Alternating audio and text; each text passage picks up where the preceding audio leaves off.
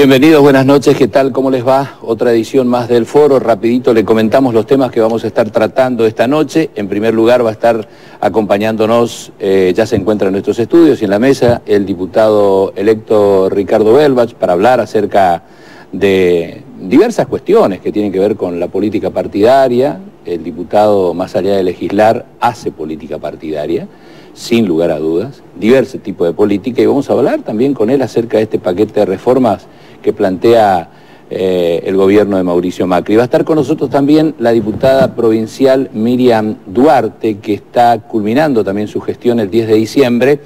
Bueno, para hablar acerca de las políticas públicas para prevenir la violencia contra las mujeres, se han hecho encuentros importantes en Puerto Rico y también manifestaciones en la ciudad de Oberá. Ella ha participado de ese encuentro, de esos encuentros. Vamos a ver qué podemos analizar, qué quedó de eso y qué se puede seguir haciendo al respecto. Germán Bordón es diputado provincial de la Unión Cívica Radical, también culmina su gestión. Analizaremos cómo fue su tarea legislativa, qué quedó de eso, qué puede sacar en limpio, cuál es el papel que está cumpliendo la Unión Cívica Radical dentro de Cambiemos y lo que se viene. Y por último, estará con nosotros para cerrar este programa de hoy el profesor Rubén Ortiz, desde Montecarlo, para hablarnos acerca de otros temas interesantes que tienen que ver con la reforma también educativa, con lo que plantea Macri, con el conflicto de los docentes y con la movilización y con el paro del día de mañana. Así que estos son los temas que vamos a estar tratando. Buenas noches, Ricardo Belbach. ¿Cómo estás? Buenas noches, Pepe. ¿Todo bien? Sí, bien. Un gusto nuevamente compartir este espacio. ¿Cómo no? Bueno, ¿cómo estás preparándote para asumir como legislador nacional? ¿Hace falta una preparación, más allá de, por supuesto, trasladarte a Buenos Aires, mirar tu entorno, qué va a ocurrir? Yo creo que, a ver, obviamente que uno tiene que hacer, prepararse, ubicarse en el contexto, fundamentalmente por el hecho de que las responsabilidades son superiores. Uno es legislador por la provincia de Misiones, pero para todo el país, los problemas del país. A veces a uno le toca opinar desde lejos de las cosas que van ocurriendo en el país y lo que uno haría en tal o cual circunstancias. Y hacerse la idea de que ahora tenés que sentarte en una banca y responder a la problemática de todo el país, fundamentalmente con prioridad tu provincia, pero los problemas de todo el país te incumben. Entonces, como preparación he ido, obviamente, estos días previos fui a la Cámara de Diputados porque uno tiene que hacer toda la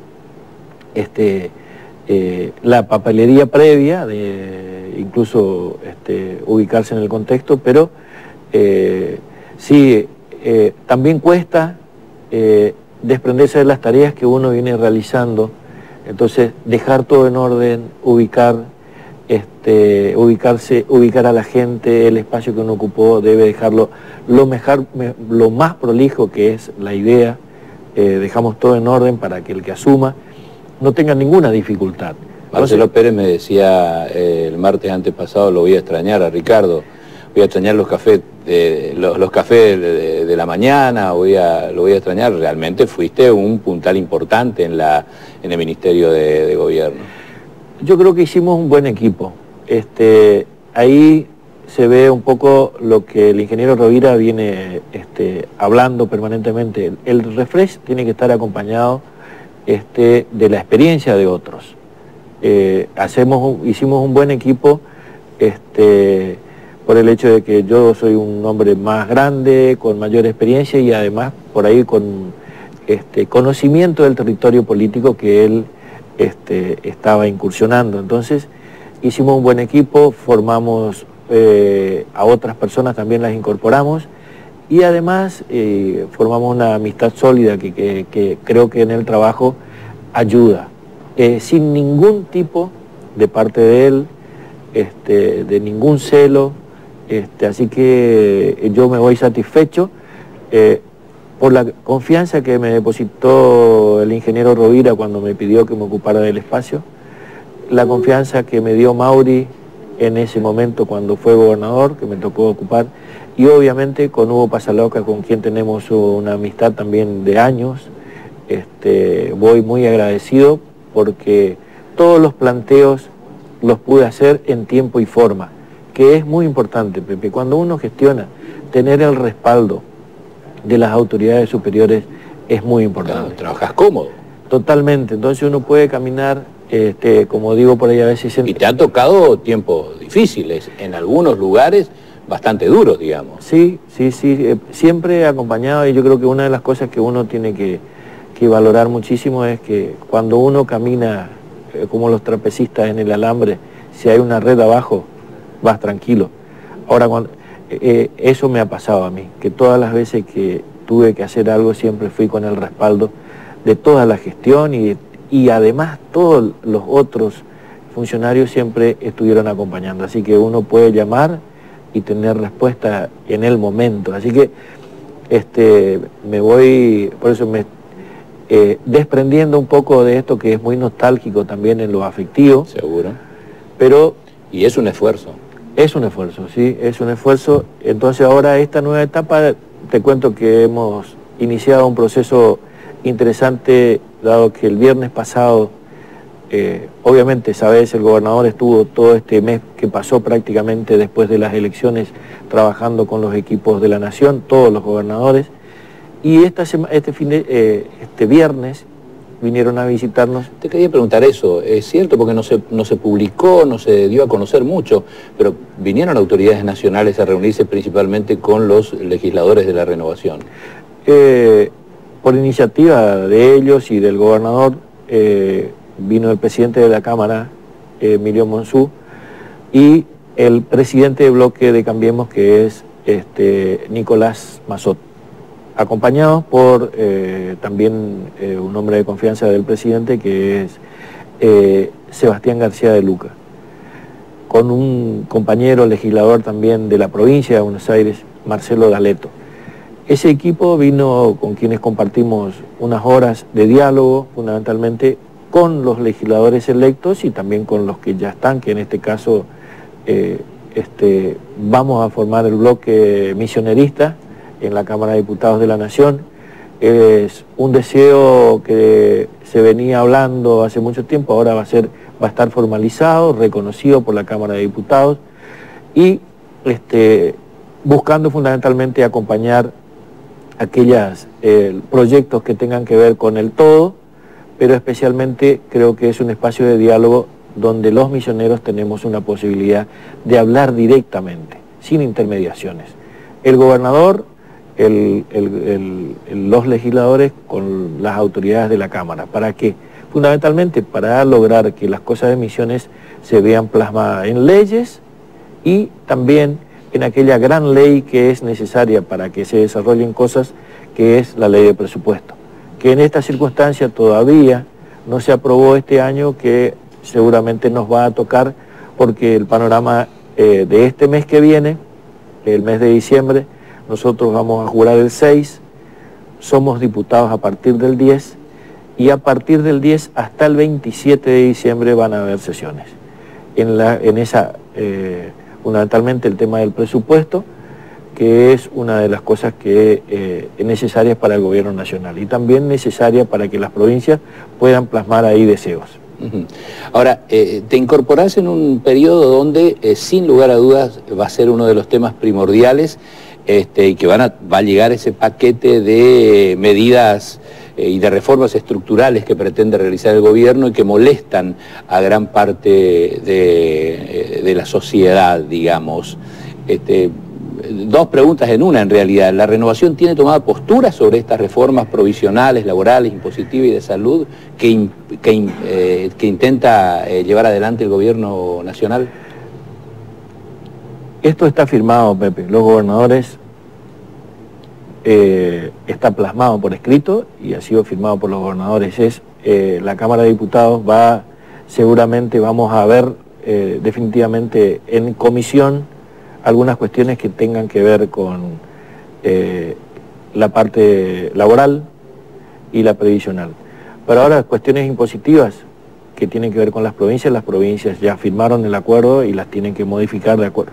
Una de las cosas creo que son importantes, pero muy importante es fundamentalmente que hay una decisión política de todo el país de ir hacia este camino que busca fundamentalmente poner orden a una cuestión que el próximo paso tiene que ver con las cuestiones grandes del reparto de dinero en el país.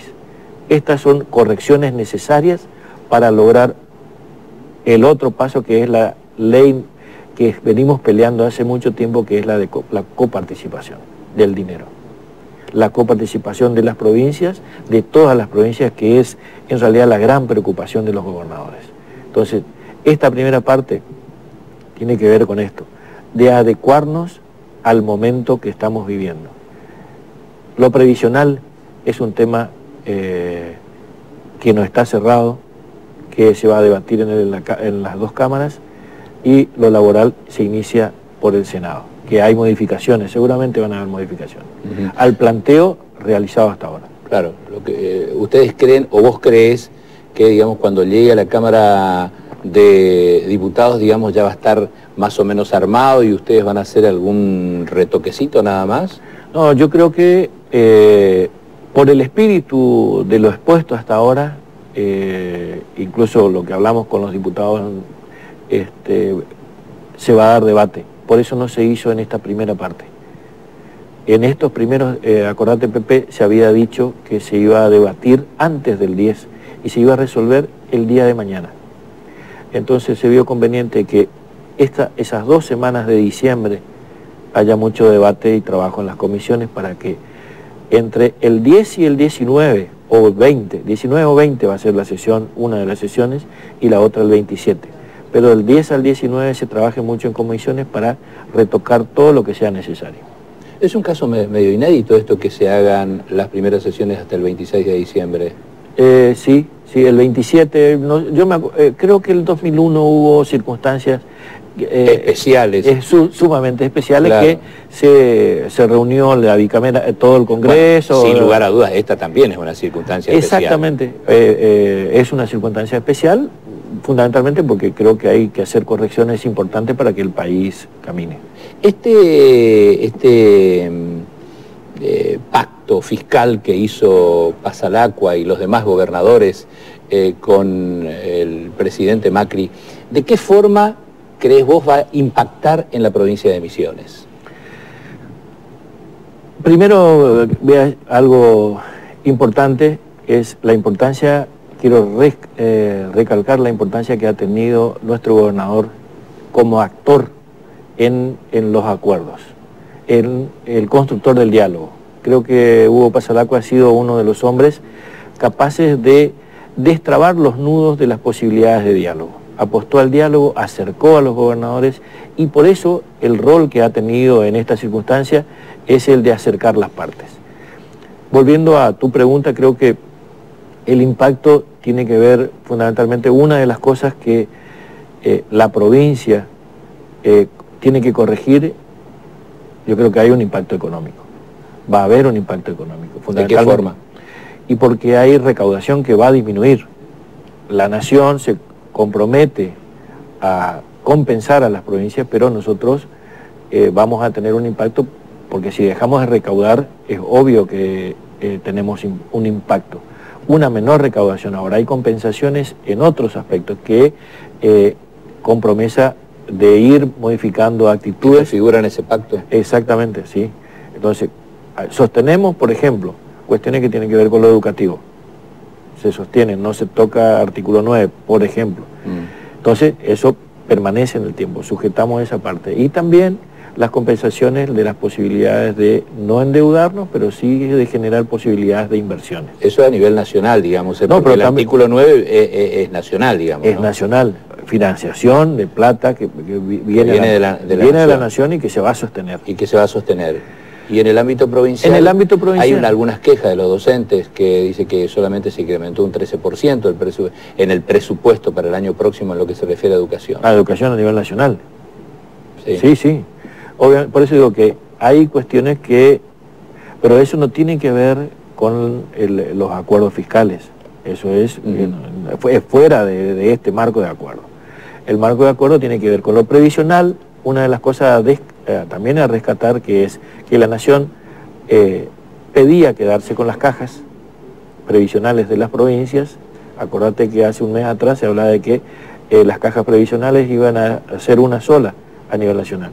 En el acuerdo, la provincia de Misiones y todas las provincias quedan con sus cajas previsionales, cumpliendo ciertas normas. Nosotros no tenemos dificultades porque no tenemos las grandes jubilaciones que tienen otros sectores del país. Y tampoco hay regímenes especiales que no tengan aportes.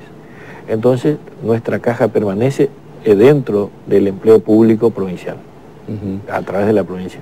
Y una de las cosas que sí va a impactar es los sectores concentrados de la economía forestal han pedido excepciones de impuestos que se dan, no es inmediatamente, sino progresivamente, que es las exportaciones fundamentalmente de la pasta de papel. Un lobby hecho largamente, es decir, en estos 2 años.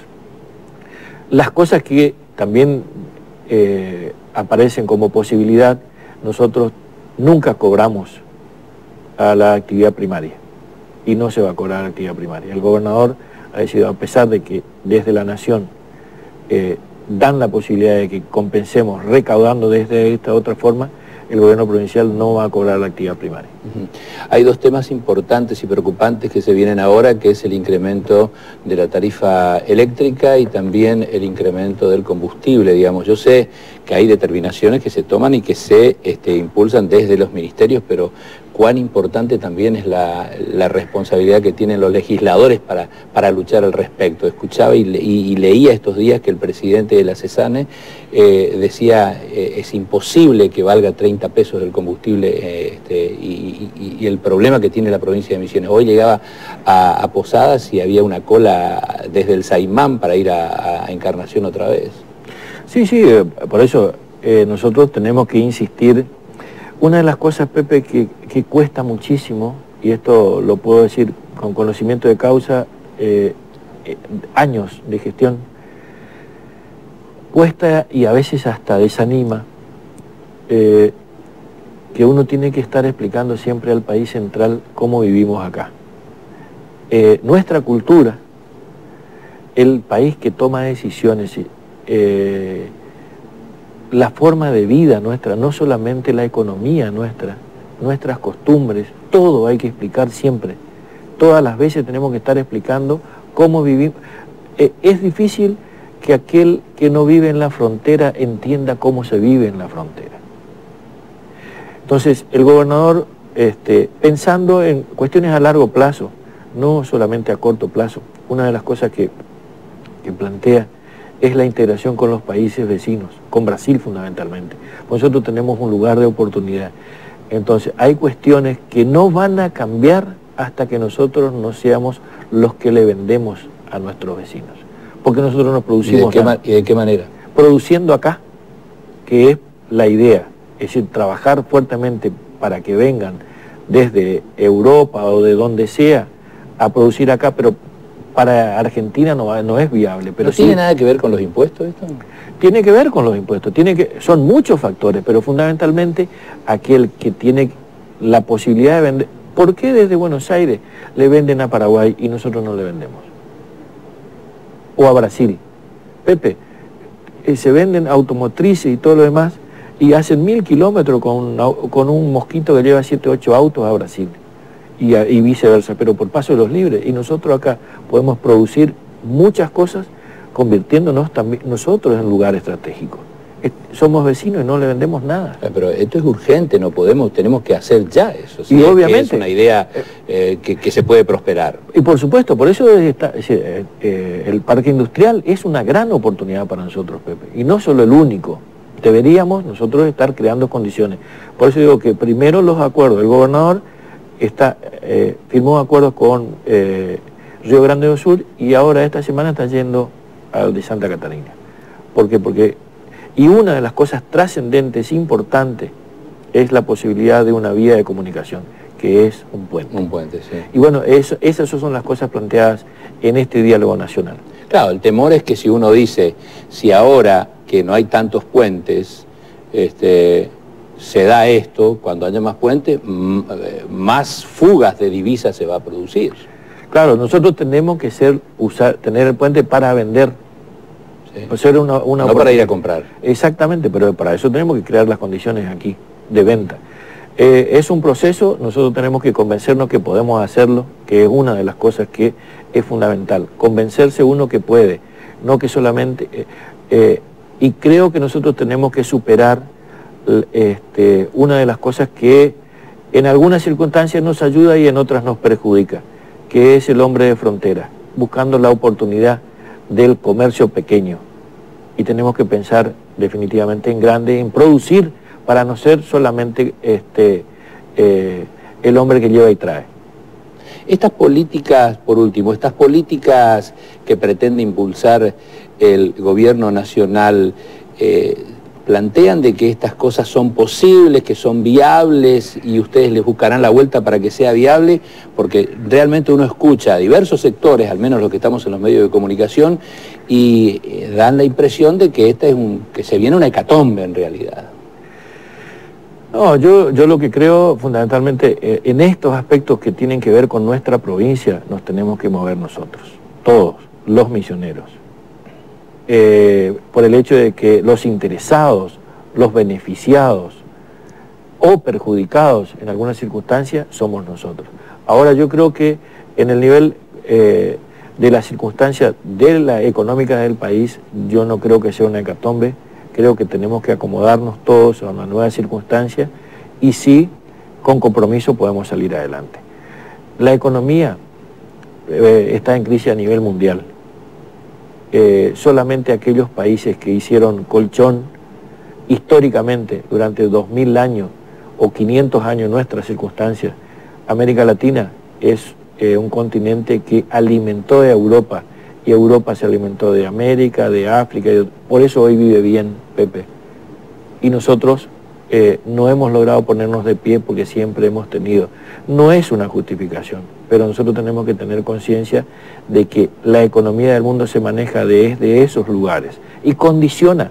Vos ves que está condicionando, los banqueros siguen condicionando, la especulación financiera sigue siendo el gran negocio. Y nosotros tenemos que ir a la producción. El alimento y la energía son el camino. La energía, qué temita, ¿no? Obviamente. ¿Qué opinás, ya algunos minutitos sintetizando, qué opinás de este cambio que se produjo en EMSA, digamos? Yo considero que los cambios son necesarios. Tenemos que ir a gente que sabe, que está especializada, que conoce el tema, y fundamentalmente creo que nosotros, todos los gobernantes, necesitamos construir dos cosas fundamentales: ser creíbles y austeridad. Si nosotros hablamos de que estamos en una situación compleja, difícil, no podemos hacer ostentaciones. Es fundamental que trabajemos austeramente, que seamos austeros, y lo otro, que creo que tenemos que dedicarnos con mucho compromiso. Y creo que esta gente que se incorpora a eso tiene, y EMSA necesita la situación de la energía en general. Vos conocés las cooperativas, la mayoría está con dificultades. Estos cambios repentinos de tarifas, más los costos que permanentemente varían, hacen que sea dificultosa la tarea. Por eso se requiere de mucha austeridad y cuidado. ¿Crees que Aicheler va a tener las herramientas y las manos libres para poder obrar como él quisiera en lo que se refiere principalmente a austeridad y a limpiar algunas cosas que sabemos perfectamente que están un poco sucias adentro? Tiene todo el respaldo del gobierno provincial, del gobernador, que fue que lo buscó. No sé si este señor, alguna vez pensó que iba a ser presidente de EMSA. El gobernador observó, vio quienes tenían condiciones, y creo que había 2 o 3 personas a quienes estaban en las mismas condiciones, y el gobernador decidió que él fuese por el hecho de que vio su trabajo. No, creo que es muy importante no poner amigos.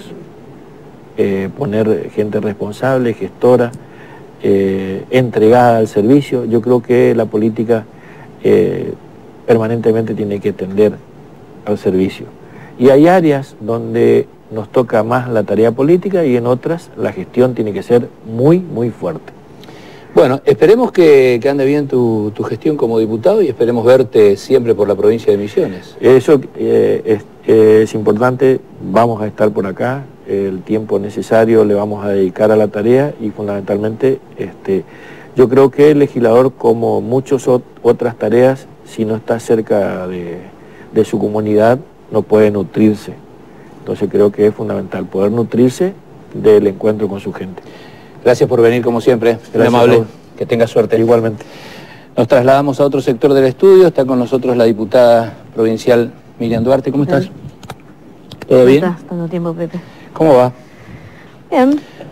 ¿Última etapa como legisladora provincial? Sí, última etapa, muy cargada de tareas y de actividades, pero así, cerrando un ciclo.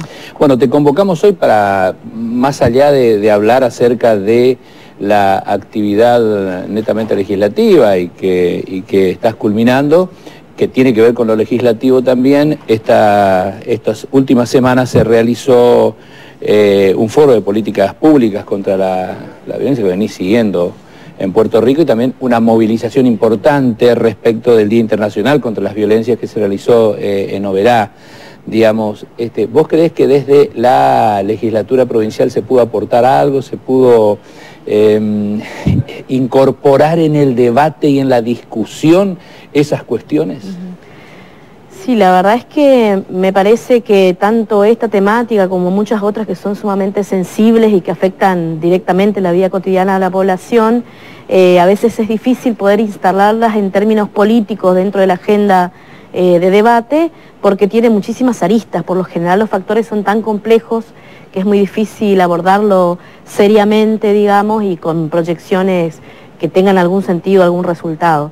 La verdad es que a partir del inicio del Foro de Políticas Públicas, que tuvo su primer aparición, digamos, en el mes de julio del año 2016, tuvimos, la verdad, que una repercusión muy importante, sobre todo en las organizaciones sociales que trabajan la temática, que vienen acompañando a las víctimas, y afortunadamente es un tema que logró instalarse, por lo menos en la agenda política y en la agenda mediática. Aún a mi criterio, para pensar en resultados definitivos, estamos un poco lejos porque, bueno, se trata de una tarea de construcción colectiva y, como digo, en este mismo proceso que nosotros encaramos y llevamos adelante inicialmente con la ministra Marchesini y durante este año ya con otros organismos y otras organizaciones, todavía falta trabajar algunas cuestiones y llegamos al punto de culmine de este año 2017, entendiendo que cerramos este ciclo donde tendríamos que haberlo empezado. Ya tenemos hoy otra mirada con respecto a la problemática y su forma de resolver, ¿no? De este encuentro que se realizó en Puerto Rico, por lo que estuve mirando también, se trataron estos temas apuntando a la adolescencia también, ¿no? ¿Crees que la juventud y la adolescencia puso en debate, o ustedes o quien corresponda, ha puesto en debate también dentro de la juventud y la adolescencia esa problemática? Sí, en realidad lo que nosotros buscábamos como foro era hacer hincapié en un aspecto que poco se ha trabajado y que consideramos que se debe focalizar mucho más, que es la prevención. Puerto Rico es el único municipio que tiene un área de prevención de violencia familiar y de género, lo que nos parece como foro de políticas públicas, como una apuesta de política pública, nos parece una perspectiva muy interesante, y específicamente se han dedicado este año a trabajar con la población adolescente. Esto para nosotros es una iniciativa muy importante, sobre todo porque viene organizada de manera sistemática, con una continuidad en los adolescentes, y vemos además que no es solamente una preocupación de los adultos impuesta a los jóvenes, sino que ellos tienen muchísimas inquietudes al respecto y una mirada mucho más crítica de la que nosotros como adultos tenemos que construir, deconstruyendo nuestra cultura instalada, ¿no? Volviendo a lo anterior que decías que, porque es evidente que acá por mucho tiempo no se hizo lo que se tenía que hacer al respecto. pero tarde o temprano bienvenido sea de que se creen estos foros de debate y de discusión. Ahora, vos como una de las impulsoras, que trabajaste muy cerca de Tiki Marquesini y de otros tantos, culminás con tu gestión el 10 de diciembre. ¿Qué pensás hacer, digamos? También esta es la cuestión. ¿O volvés a ser docente? ¿Vas a seguir trabajando ligada de alguna manera a alguna organización quizás no gubernamental que trabaje esta problemática? Sí, lo más importante que a mí me dieron estos 4 años es una cantidad de elementos de la realidad muy importantes que muchos de ellos no los había tenido en cuenta jamás, como para trabajar, digamos, en este caso esta temática, pero así muchas otras, lo que tiene que ver con violencia en otros ámbitos y con acceso a la justicia en general. Yo soy docente y mi aspiración es volver a ser docente por lo menos algunas horas a la semana, porque realmente es lo que me apasiona, pero a su vez como equipo de trabajo y para no perder todo este camino de aprendizaje, donde además hemos ya sentado un precedente en el cual somos convocadas y bueno, se solicita nuestra colaboración, nuestra ayuda, nuestro acompañamiento de manera permanente. Hemos conformado, sí, una fundación que tiene justamente ese objetivo, no solamente del acompañamiento y el seguimiento, sino también de trabajar en modalidad, digamos, de proyectos de investigación que nos permitan también aportar en términos de conocimiento a lo que es el desarrollo de políticas públicas, que justamente a mi criterio, y lo dije desde el primer momento que empezamos a andar este camino, hay muchas organizaciones y muchas instituciones creadas al efecto frente a situaciones coyunturales, pero lo que a nuestro criterio hemos ido viendo es que lo que nos está faltando es esa articulación, el diseño de política pública. Entonces este es el meollo de la cuestión al que nos queremos abocar, digamos, a partir de los resultados que obtengamos con el trabajo en la Fundación. Recién hiciste mención a la justicia. ¿Crees que la justicia, no quiero hablar de que si está a la altura de la circunstancia o no, digamos, pero le dio el suficiente espacio? ¿Cómo se comportó la justicia respecto de estas cuestiones que ustedes plantean? Bueno, nosotros en primer lugar una decisión así que hemos tomado y que venimos hablando en las reuniones que tenemos con la gente con que trabajamos habitualmente es despegar el concepto de justicia del de poder judicial, porque claramente en muchos casos dista bastante. Es cierto, totalmente. Y justamente es una decisión que tomamos a partir de los resultados que observamos en estos encuentros y en estos debates.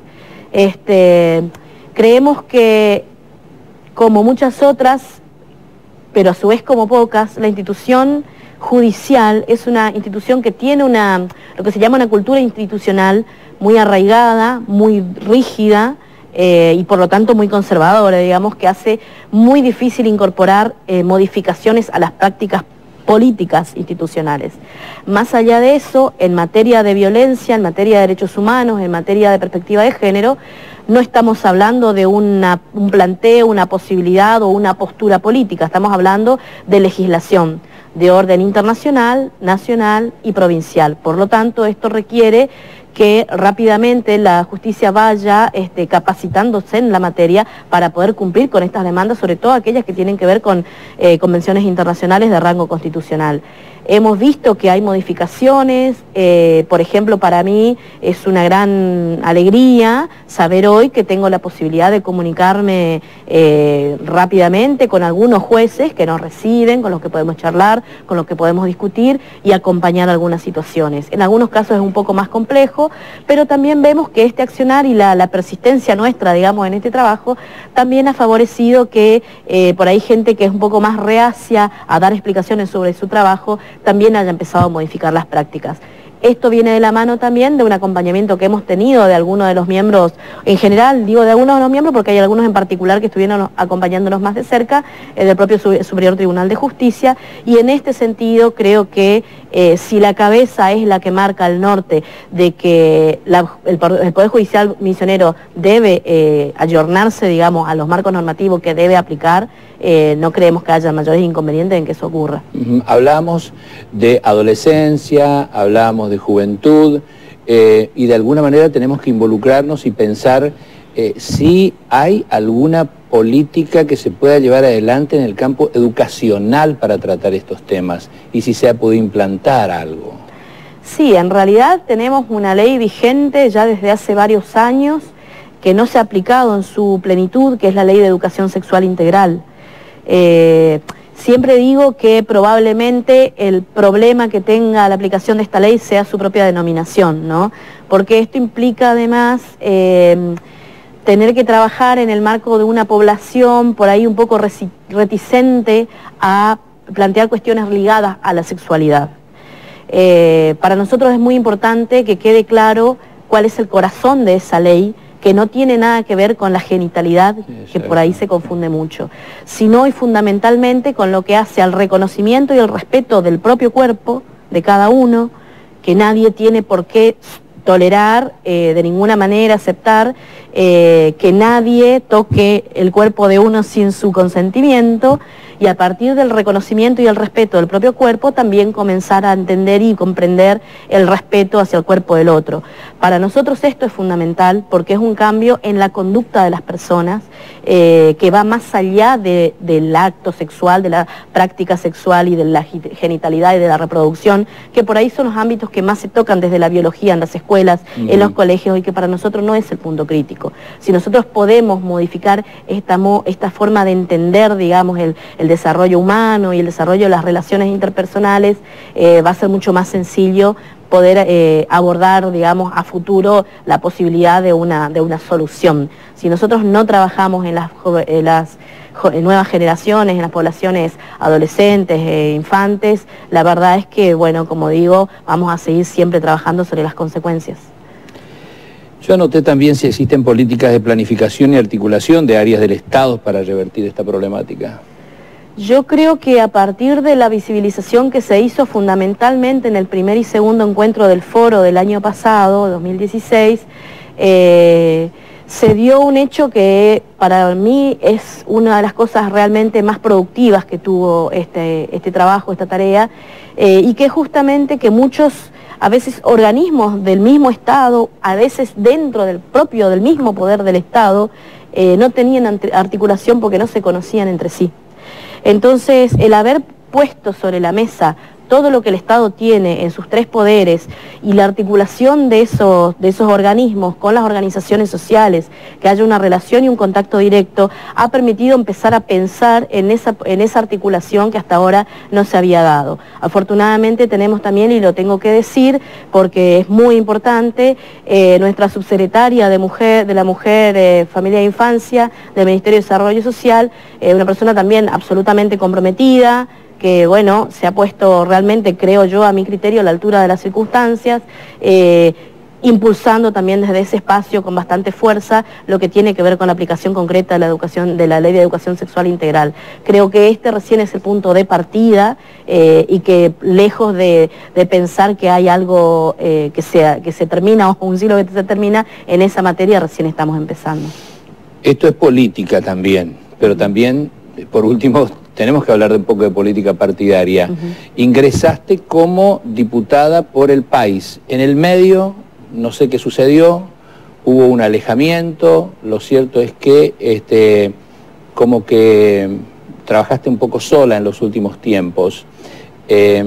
Por supuesto que vos ingresaste al país de alguna manera en un convenio con otro sector político. Digamos, ¿cómo quedás parada y a dónde volvés con tu política partidaria otra vez? ¿O estás más cerca de la renovación? ¿Cómo es esto? La verdad es que esta instancia en la que yo, de la mano de ese acuerdo político que vos decís, accedí al cargo de diputada, fue mi primera participación político-partidaria. Yo no había tenido jamás participación político-partidaria.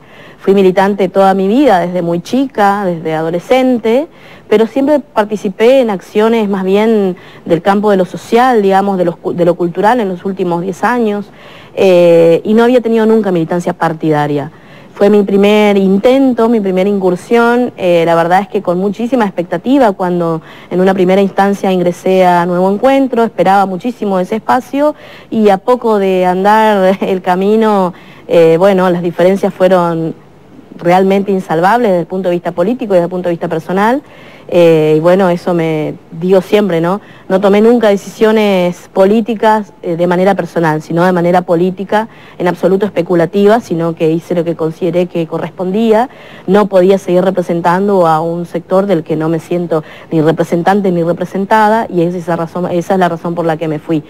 En este momento, digamos que a pesar de contar con un cargo como este, que es el de una diputación que representa a un sector de la sociedad, tengo una ambivalencia en ese sentido, porque por un lado sé que así como yo lo fui durante mucho tiempo, hay muchísima población en la provincia de Misiones con muchísimo compromiso, dedicación, militancia, trabajo, que no adhiere a una línea partidaria específica, y la verdad es que me siento representante de esos sectores con los que interactúo permanentemente en los distintos lugares donde trabajo, y la verdad es que durante estos últimos 2 años, y lo dije varias veces también en la Cámara, ¿no?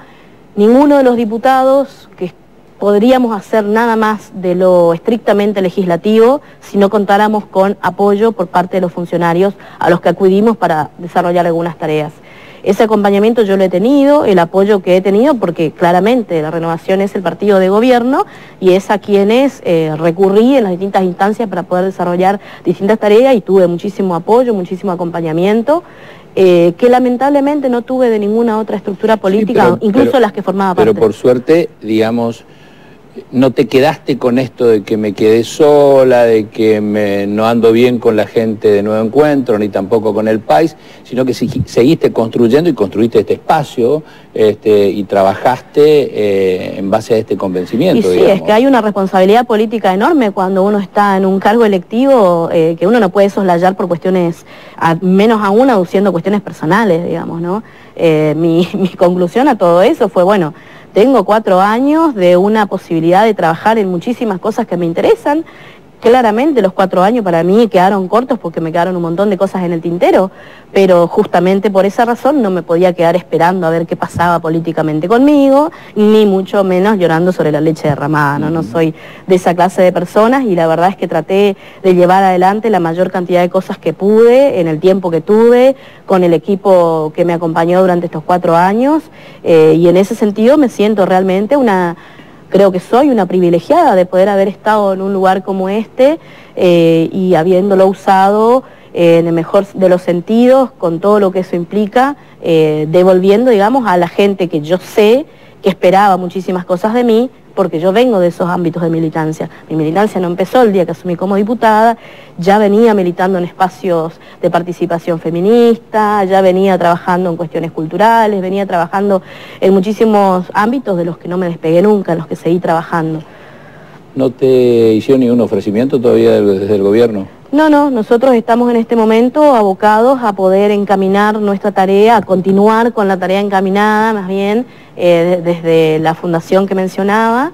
¿Cómo se llama la fundación? Selene se llama. Ajá. Tiene una serie de connotaciones que tiene que ver con las mujeres en general, y en particular con Selene Aguirre. Esa niña. Sí. Esto, bueno, por supuesto, en un acuerdo con la familia, que ha sido hablado, y bueno, hemos tenido el apoyo para ello.